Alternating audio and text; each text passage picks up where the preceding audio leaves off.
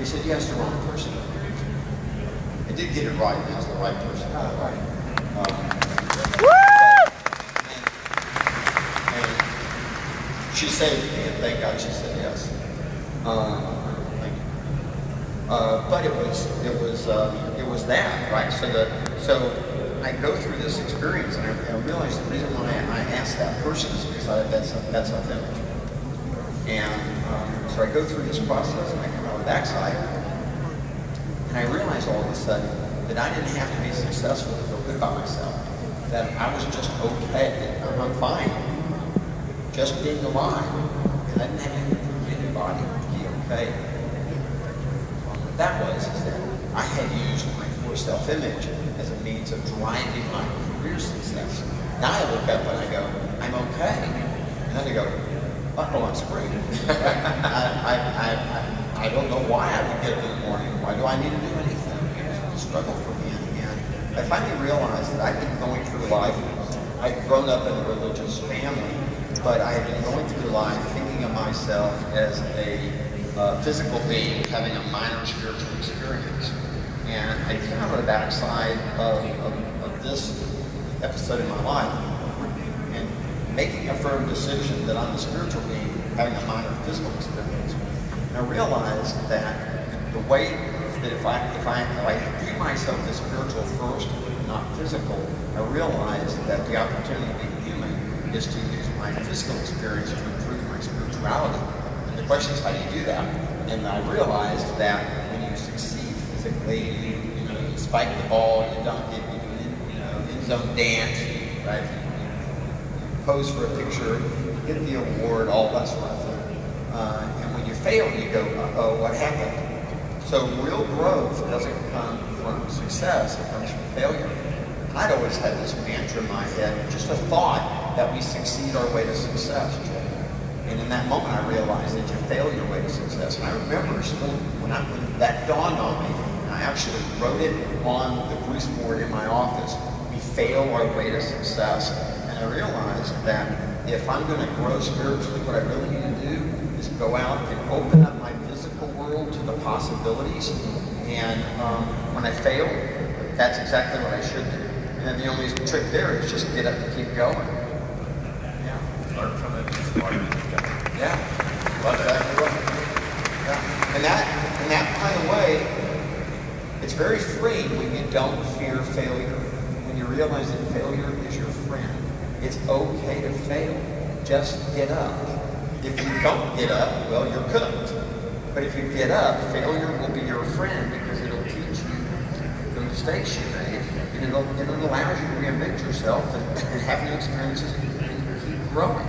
So I quit fearing failure. And I get people ask all the time, like, what are you afraid of? Or what do you fear? Or I get asked questions like, do you fear that competition or that or whatever? And when I give an answer, some people think it's not genuine when I go, I'm not afraid. It doesn't bother me. No, you've hung out with me a long time. Do I act afraid? No. What happened? What do we need to do based on this to keep going where we want to go?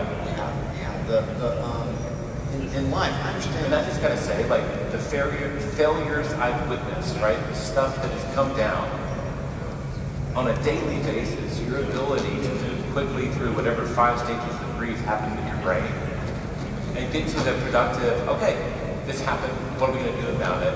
It's pretty miraculous. You're very kind. You're a great partner, by the way. I've loved doing business with you. And I would say that of all the people that I work with, because you and I became writing partners and publishing partners, you probably get into my head more than 90% of people I work with, simply because we use that as therapy in our writing sessions, right? Next time we can just have a couch out here. One of us will get on it, the other one will play the writing part. Well, that has played both ways, by the way. So yes, like you're right. That's right. But that is one of the things, just share, like what's actually really cool is when you can step back from your ego and have a partner or a coach or a mentor and say, what just happened here? It's really good to have someone else's perspective. And you're not hiding, right? You're being transparent. This actually happened, it wasn't good.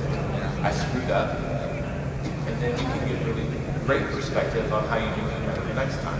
Yeah, I do, and I've had a lot of great therapy sessions. Right. Yes. Yeah. And there's a lot of value in it too. And I thank you. Hope I helped you as well. We definitely have therapy together regularly. Well, because you build the writing mind, you're in your head, right? You're trying to pull out your real authentic self and your own understanding. If you're going through a tough time in that moment, you kind of have to work through the tough moments in order to get back to having a clear mind to do the work, right? It's not physical work, it's mental and emotional work. So if your head's cloudy with the problem of the day, this is why you would end up having to go through that, because you can't get past it, right? I kind of affectionately refer to that as clearing the decks. Yeah. Right? That we get in there, we get to work, and we have to do some clearing of the decks. Yeah. And sometimes the gem of the day comes from that process of working through whatever that problem is, right? We experience that a lot. This is a question that Josh asked me to ask you. And one of the things that, and it's not a doozy, it's like you've probably been asked this before, but when I think about coming home and realizing that you were going to be a rock star, and discovering that your mom and dad had actually enrolled you in college, Yeah. and that you were surprised that they had, like knowing you and working with someone as purposeful as you, the years I've been with you, that seems like an alien concept, maybe to even have a plan at that time. What advice would you give that kid right now if you could go back and whisper in his ear? Oh, go to college. I mean, To college. you know, take one and leave.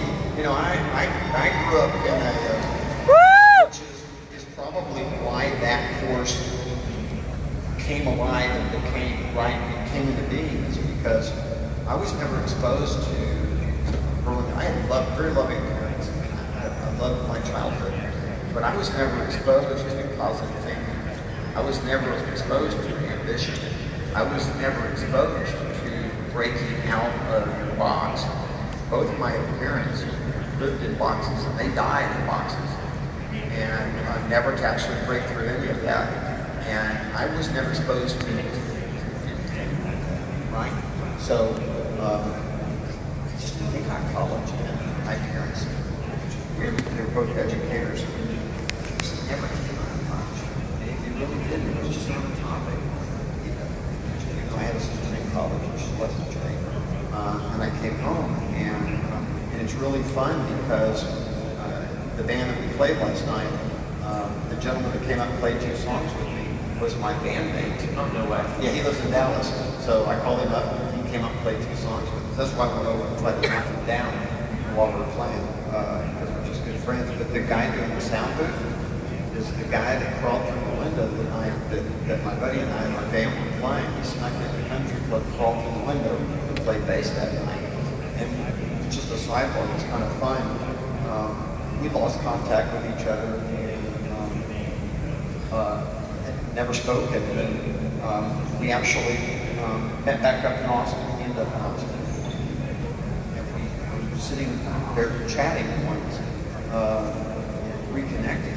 And I actually told him, I said, you know that night when we played at the country club and you crawled through the window and you were supposed to be there and you played bass? I said, I went home and told my parents that I don't think I could be a musician because I'm not motivated enough to get better and I'm not good enough to be a professional. He said, that's so weird. This is a really true story. He said, that was the night that I made a decision to be a professional musician.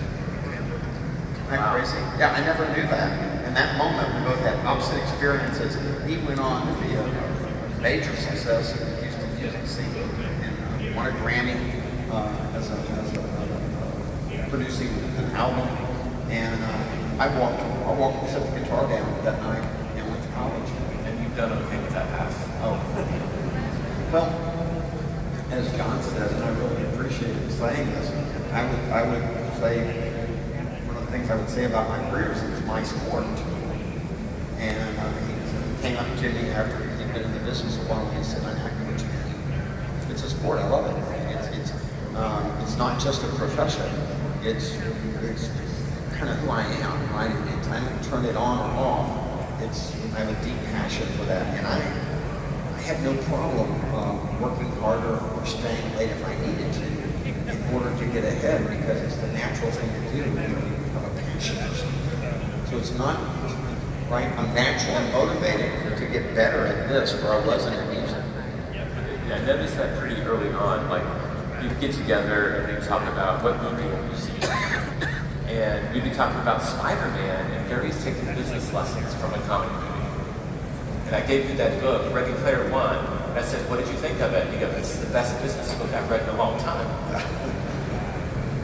And it's because it's your sport. The way other people talk about college football or NBA, they can draw those illusions from everyone. In lessons, you're looking for business lessons everywhere. Oh yeah, I am.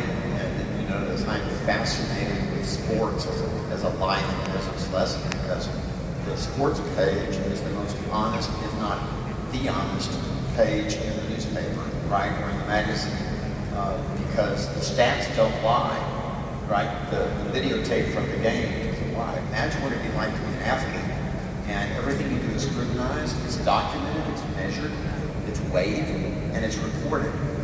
You can't hide from that, right? You see goals, you see plans, you see actions, and you see outcome. And it all happens within maybe a 2 to 4 hour sporting event. And I discovered that the best lessons you can learn about achievement were from the sports page. All the other articles were opinion, and they weren't as actually factual. You couldn't learn as much. So I actually, my wife set up the sports page for me. But I don't watch most of those sports, right? It's a limit, right? But I learned from all of them, because those are really the best teaching lessons. And a lot of the sports people, if they're not on the path to mastery, they can't compete at those levels. No, they are. So you learn about training and performance. Well, and you watch the athlete who makes the decision to be okay versus the one who makes the decision to be the best they can be. Yeah, that's why I love sharing that. Matt Teeter, bless his heart, is willing to share that with me. So thank you, Matt. And but watching that, I went, that's it right there. He loves it, and he wants to be the best he can be in it, and so he fights for that. But the sports page will show you that the athletes are okay shooting 40% from the free throw line. And it drives the fan crazy that the athlete has accepted that as okay. And that drives me nuts, because why would you ever accept that as okay? Yet they do. All the time. I remember reading. And they're not going to be in the Hall of Fame, by the way. Right. Is it, unless they're Shaq. Well, Elijah won. Was he also a poor free throw shooter? No. No, I'm trying to think of one of the top, who am I thinking of, top center? Because I remember there's a handful that were bad. Horrible free throw shooter. They brought in one of the best ever and taught him how to do a granny shot. That was, that's a wonderful story. Wasn't that Chamberlain? Or Will Chamberlain. Yeah, so he was a horrible free throw shooter. Go ahead and tell the story. It's a horrible free throw shooter. They know that that's the difference in a lot of these games, because you have your best player on the floor, and they cannot have him in the game in the fourth quarter when the game's on the line. Yeah. Because like Hack and Shaq, it was just foul goal. Yeah. And they had to pull their best player off the floor. And so they brought in one of the best free throw shooters of all time, and taught him how to do a granny stop basket. Because granny shot is more accurate. It's more accurate and more consistent. And he went to like an 80% free throw shooter. Yes. He did it one game, made like 12 of 13 free throws, but his ego got in the way and he never did it again. Yeah, because he felt looked stupid. Yeah. So he went back to shooting 40%. And looked cool doing it. There he's That's an amazing story. Yeah. So you can take the lessons wherever you find them. Absolutely. I think we should. They're all around us, right? If you open your eyes, the lesson that you need is usually right in front of you. If you're willing to acknowledge, one, that you need help and that you have a lesson to learn, which is really, if you want to lead your best life, you have to admit that. I can tell you right now, whatever spirited arguments that my wife and I have, the most humbling thing is that she's usually 99.9% correct. And I find myself arguing only finally just to look at her, and I don't know what to say because I'm furious because I'm wrong. Right? And I've never been there. That was funny. One of our lead writers, Garrett, I remember he found something that kind of helps explain what you just said. It's called the Dunning-Kruger effect. And the poorer you are at something, the more likely you think you're great. And the better you are at something, the more likely you are to think you're bad. And the people that are at the top of their game are the ones most willing to look honestly at the mirror and see flaws. And because of that, they keep getting better and better. And the ones on the other end that are probably teenagers in my household, right? It's hard to get better when you don't have someone, or you're unable to see objectively that you're not back to failure way to success. You got to see that so you can move forward. Yeah, at the highest level of achievement, those individuals believe they have the most need for improvement. They're the ones that most likely paranoid more than others, and they almost have a weird sense of being two-faced, because in spite of their success, they don't believe they've gotten there yet. And it's not necessarily a self-image thing. It's just they see them in the mirror. They see the flaws. They see what they could have done better, and because they want to have the best experiences, they want to improve themselves. So I promise you, you get a group of high achieving individuals in the room, they will be the ones who talk most about what they do wrong, more than anyone else. They'll talk about it. They do that because they'll never settle. Right? Yeah, never settle. Woo!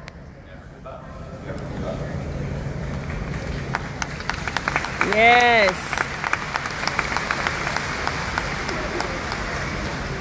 So I kind of started with a question. But in my journey with you, I've seen it go from 2,000 to 18,000, from 6,000 agents to now 180. When you think big now, where do you see us going? You know, it's really crazy. The truth is, the ultimate thinking big is to no longer have a number. Okay. Because numbers actually betray what's possible. And so for me, it's literally just behaving as if there is no limit to anything, to health, to happiness, to relationships, to business success. And I hate to say it, but of course Simon Sinek's book, The Infinite Game, is a really good primer on that very conversation. And that is that I happen to be a passenger in this business called Keller Williams, and it will be here long after I'm gone. And my role is simply to be a custodian on the way to helping someone else be the next leader that runs this after I die. You know, it's to me, it's the ultimate. So when you say, "What's next?" My response is, "Whatever it is, whatever is possible is next." And numbers are simply a point or a resting place or the next rock you need to grab if it's behind you. But it's not the destiny. That's just the next spot. It's the next one on the ladder. Success is a never-ending pursuit of being the best you can be, being the best parent, the best spouse, the best boyfriend, girlfriend, or the best dog parent. Whatever that is, right? Being the best business person, right? Being the best writing partner that I can be for you. That's it. And that's it. There are no more numbers that will define your life if you play the infinite game. Love it. That's one of the reasons I love working with you, and I'm sure they feel the same way. Yes. I enjoy working with you. All right. So let's have it. Much better than Simon Sinek, right?